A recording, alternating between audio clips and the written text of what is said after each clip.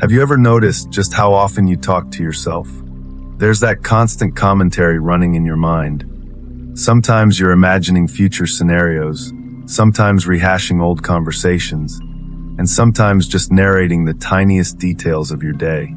It's like having a running podcast in your head that you can't pause or turn down. I used to think this inner chatter was just me being thorough or prepared. I'd be on my way to meet a friend for coffee, and my mind would already be spinning through what they might say, how I should respond, and so on. Then, when the actual conversation happened, I'd catch myself not fully listening because I was busy comparing it to what I'd already rehearsed in my head. Has that ever happened to you? Over time, I realized this constant mental noise was draining the joy and spontaneity out of life. It separated me from what was really going on, the present moment. If I was anxious, the chatter amplified that anxiety. If I was sad, the chatter repeatedly reminded me of why I was sad. And if I was excited, the chatter tried to plan it all out.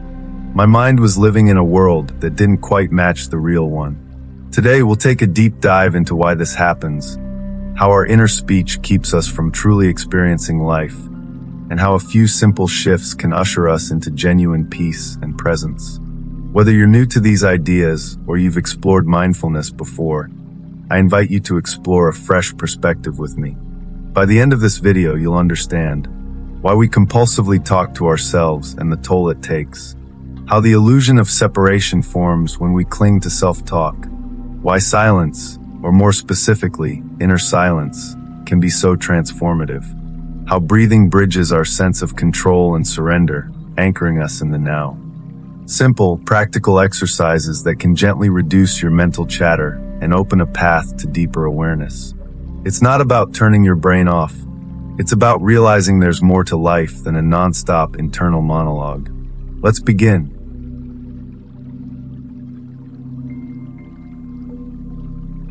Let's start with something that often goes unnoticed, the sense of me versus everything else. We wake up each morning and within seconds, we mentally establish the boundaries of our world. We sort tasks, label people, conjure up entire narratives about what might happen, and treat our self-talk as the ultimate authority. To illustrate how our minds create patterns, think of how ancient civilizations looked up at the night sky. They saw thousands of specks of light, but in order to make sense of them, they drew imaginary lines to form constellations. From these lines emerged myths, gods, animals, and heroes. The constellation Orion, for instance, isn't really etched into the cosmos. If you were to travel to another galaxy, that pattern wouldn't look the same at all. Yet we take this mental overlay and treat it as real. Orion is over there, we say. It's useful for navigation or storytelling, but it's not the underlying reality. The stars are simply there, existing without lines or labels. In the same way, we construct mental boundaries between ourselves and everything else. We say, I am here, and the world is out there, imagining a line that divides our mind from the environment. We then fill in that me space with stories. This is who I am. These are my likes. These are my experiences. These are my problems. It's a convenient map for navigating life, but it's not necessarily the complete truth. The edges of me and world can be blurred more than we realize. Now, how do we keep that illusion going? Through near constant self-talk. We silently narrate our day. I need to brush my teeth. I should reply to that email. Why did she look at me that way? I bet he's thinking about that thing I said. These thoughts can cascade into entire mental conversations that shut out what's happening right now. Neuroscientists have identified a set of interconnected brain regions, often referred to as the default mode network, DMN. It's most active when your mind isn't focused on a particular task, when you're daydreaming, ruminating, or thinking about yourself. This network lights up as you spin internal narratives about who you are and what you need to do. If you've ever zoned out and realized you spent 10 minutes imagining a whole future scenario, you were probably deep in the DMN. Research suggests that overactivation of this network can lead to stress, anxiety, and depression, precisely because it's fueling the idea of a separate self that's always under threat or lacking something. When we believe these mental narratives without question, we become locked in the illusion that we're isolated from the rest of existence. I remember being in college, feeling overwhelmed by exams. My mental chatter kept telling me, everyone else has it all figured out. You're the only one struggling. You're behind. You won't catch up. There was a real sense of me versus the world, me versus the syllabus, me versus other students, me versus professors, me versus time. I was so stuck in my own head that I seldom noticed other people were also anxious, or that the campus was beautiful in springtime bloom. I missed out on genuine connections because I believed my inner voice was the truth. In hindsight, that separation existed mainly in my thoughts. It wasn't a fact of reality. Once I learned to catch those thought patterns, just noticing them without automatically believing them, I felt more connected. I realized many of us share the same worries. We all want to do well and find our path. That sense of me alone faded, replaced by something warmer and more spacious. Recognizing that this separation is largely imagined can be a profound turning point. It opens the possibility that you're not as isolated or as flawed as you think. It also invites deeper empathy. If I'm not as separate as I assumed, then my well-being and the well-being of others might be intimately tied together.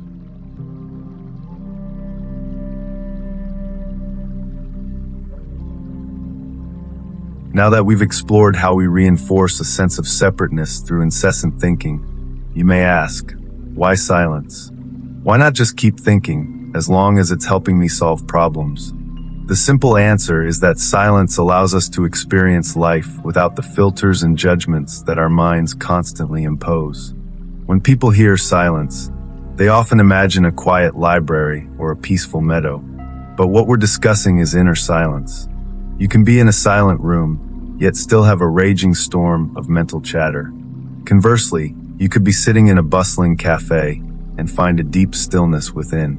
Real inner silence doesn't mean your mind has zero thoughts. That would be nearly impossible, and perhaps not even desirable. Instead, it means not being carried away by the endless procession of thoughts. They're more like background noise, passing clouds, or fleeting appearances in a wide open sky of awareness. Consider how you approach a meal. If you're constantly on your phone or thinking about tomorrow's tasks, you might bolt down your food without really tasting it. Silence, on the other hand, invites you to notice the flavors, textures, and aromas. You realize how rich a simple meal can be when you're actually present. The same applies to your daily life. Without the mental noise of planning or rehashing, you notice the subtler layers of experience, a conversation's nuances, a colleague's genuine smile, or the warm breeze on your face. Music is a fantastic analogy. Imagine if you tried to hurry through a favorite song just to get to the end. You'd miss the unfolding melody that makes the song beautiful. We often treat life that way, rushing to the next moment, the next goal, the next solution. But if the next moment is all that matters, we never actually arrive anywhere. Silence helps us slow down and actually hear each note of our existence. Let's do a brief experiment if it's safe for you to close your eyes. If you're driving or multitasking, just imagine this exercise. Take a single deep breath. Notice the air as it goes in and out. Now for the next 10 seconds or so, simply listen. Whatever sounds are present, the hum of an air conditioner, distant traffic, birds outside your window, just receive them without labeling or judging them as pleasant or annoying. If you notice thoughts popping up, gently acknowledge them and return to listening. After doing this for even a short while, many people notice a subtle shift, a little more spaciousness, a little more calm. It's not that your mind went empty.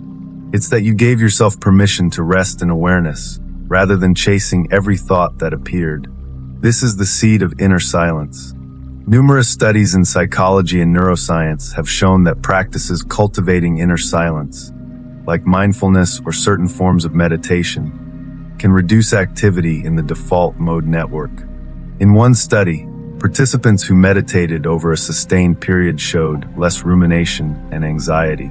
That's because they were spending less time lost in self-referential thinking. Far from turning you into a passive observer, this shift can actually enhance engagement with life. You become more attuned to what's happening, more able to respond creatively instead of reflexively. You're not ignoring life's problems. You're seeing them with fresh eyes, unclouded by endless self-talk.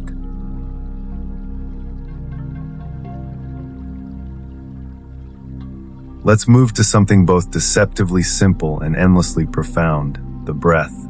Breathing is unique because it can be either voluntary or involuntary. You can hold your breath, breathe quickly, or breathe deeply at will.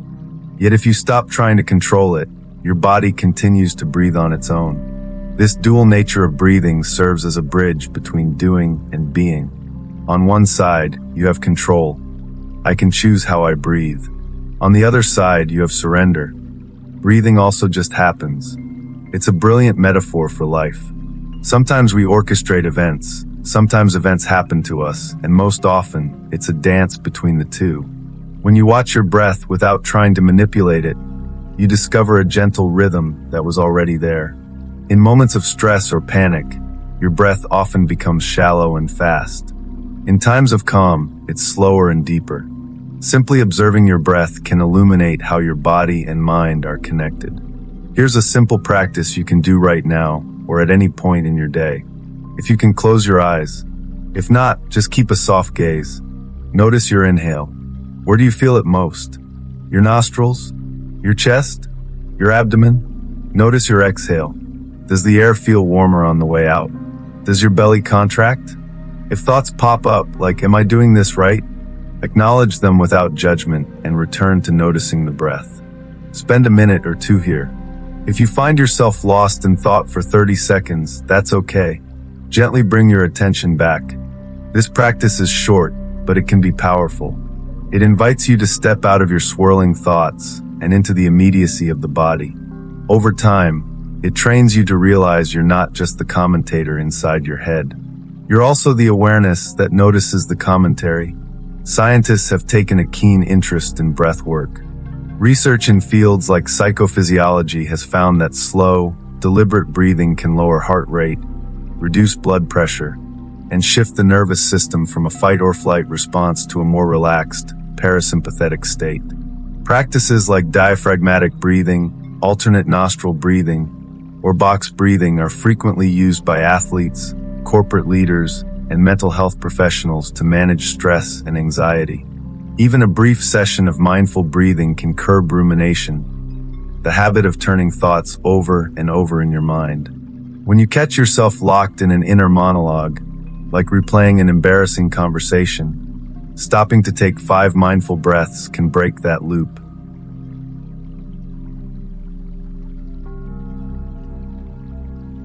Now that we've explored the concept of separation, the power of silence, and the bridge of breathing, let's delve into how to apply these insights to everyday life.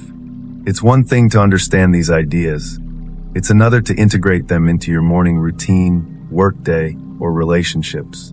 Consider starting your day with a mini meditation. Before checking your phone or running through your mental to-do list, sit up in bed or find a chair, close your eyes, and spend 1 minute just noticing. Notice how you feel, physically and mentally. If you find your mind racing, simply acknowledge those thoughts, planning, or worrying, and come back to the present. 1 minute is enough to set a calmer tone for the day.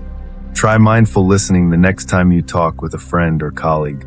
Instead of thinking about what you'll say next, focus fully on their words, their tone, and their body language.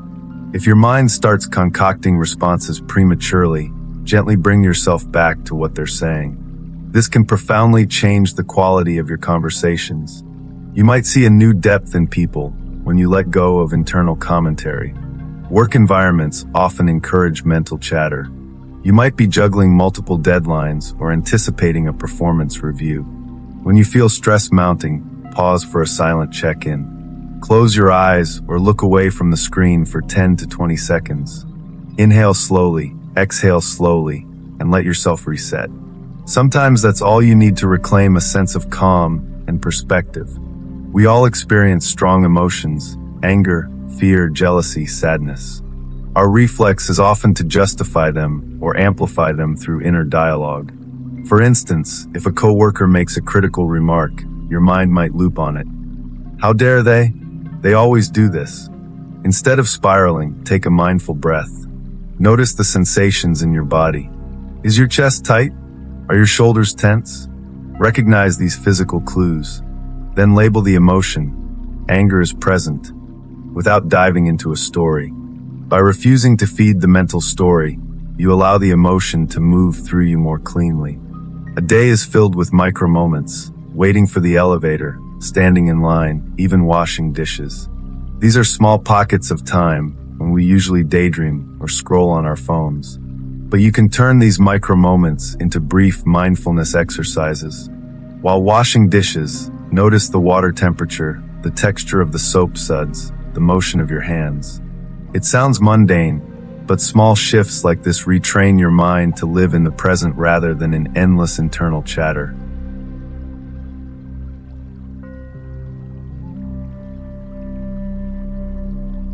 After discussing the illusion of separation, the need for inner silence, the role of breathing, and everyday strategies, let's step back and see what we gain from putting these ideas into practice. When you stop talking to yourself incessantly, it doesn't mean your mind goes blank. It means you're no longer ruled by the chatter. Thoughts become a tool rather than a tyrant. You can still plan your day or reflect on a conversation, but you do so consciously and return to presence when the planning or reflection is done. In these moments of presence, life takes on a more vibrant quality. A walk in the park can feel genuinely refreshing, rather than just a transition between tasks. A conversation with an old friend can feel deeper and more fulfilling. Even everyday chores might become less tedious when you stop labeling them as boring or time-consuming in your head. One of the most beautiful outcomes of reducing mental chatter is a newfound sense of connection. If you're not busy labeling people or rehearsing what you'll say, you become more empathic. You truly hear people's joys, struggles, and nuances. In relationships, whether romantic, platonic, or professional, this shift can lead to remarkable improvements. People appreciate being genuinely heard and seen. Without incessant mental narration, emotions can be felt more directly and honestly. If you're sad, you feel sadness without the added layer of "this is why I'm sad, this always happens, I'm never going to be happy again." If you're joyful, you experience joy without analyzing how long it will last. Ironically, this can even make intense emotions easier to handle, because you're not amplifying them with self-focused stories. Habits like perfectionism, procrastination, or excessive worrying often thrive on mental chatter. For example, perfectionism might say, "I have to get this project exactly right, or I'm a failure," looping endlessly in your head. When you recognize these thoughts as just thoughts, you free yourself to take action without the pressure of mental judgments. Similarly, if you habitually procrastinate because you fear failing, you might notice that fear arises in thought form. Observing it calmly can help you move forward anyway.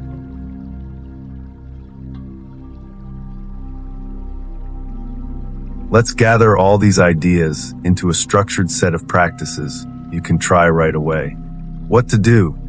At the end of each day, write down a brief reflection of when you noticed mental chatter dominating your awareness. Note the specific circumstance, like worried about a meeting or rehashed an argument from last week.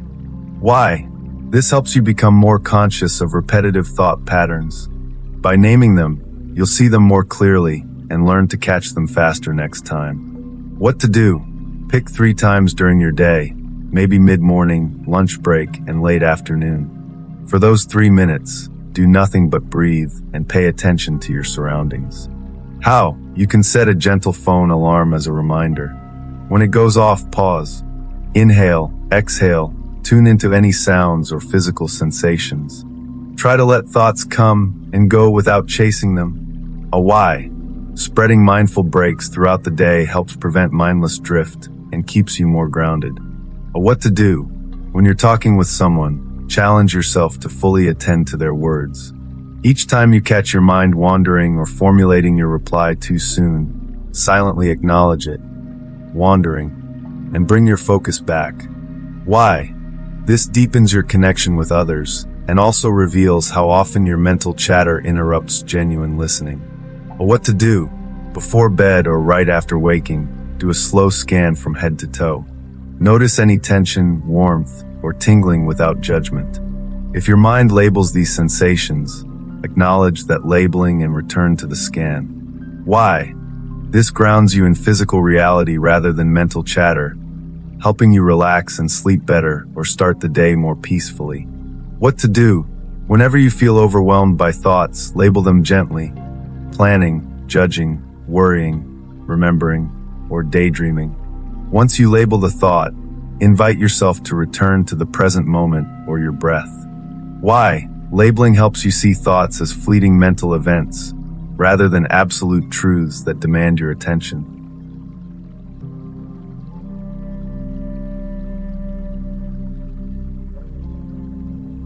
To wrap these ideas together, I want to share a brief story about someone who discovered the power of reducing mental chatter, my friend Alex. He was a relentless overthinker, constantly worrying about finances, replaying arguments from 5 years ago, and planning for potential disasters that might never happen. It wore him down emotionally and took a toll on his relationships. One day, during a particularly stressful period, he tried a simple mindfulness routine. Each morning, he spent 5 minutes breathing and labeling thoughts. The first week felt chaotic. His mind never stopped. But as he persisted, he noticed moments of stillness between thoughts, little gaps where he felt relief. Soon, he realized he could recognize anxious thoughts before they consumed him. He described it like spotting a train coming down the tracks and deciding, "I don't need to hop on that train today." Over a few months, Alex's habits changed. He slept better, laughed more, and found himself enjoying small pleasures, like cooking dinner, without spiraling into anxious mind chatter. He still had worries and tasks, but they no longer dominated him. "I finally see the beauty in ordinary moments," he said. "I'm living more of my life, instead of just thinking about it."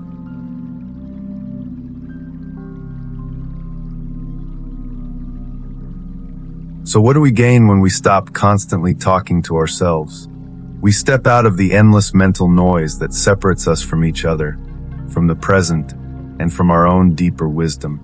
We discover a profound truth. We are not merely the sum of our thoughts. There's a vast awareness underneath, always accessible, and it's from this place that genuine creativity, compassion, and clarity arise. Stopping the chatter is not about becoming someone else. It's about discovering who you already are beneath the stories you tell yourself. It's realizing that you can plan for tomorrow or recall yesterday's events without losing sight of the now. It's finding that sweet spot where life is allowed to unfold in real time. If this message resonates with you, consider practicing 1 or 2 of the exercises mentioned. Spend a few minutes each day observing your breath. Label your thoughts when they arise. Give someone your full, present attention during a conversation. Notice how these small changes affect your mood, your stress level, and your sense of connectedness to life. You might be surprised by how quickly a little bit of awareness can calm the storm of mental chatter. If you found value here, please like this video, share it with someone who might need it, and subscribe for more content on mindfulness and truly living rather than just narrating life. Let's build a community where we support each other in waking up from the trance of overthinking. Take one deep breath right now. Notice how you feel.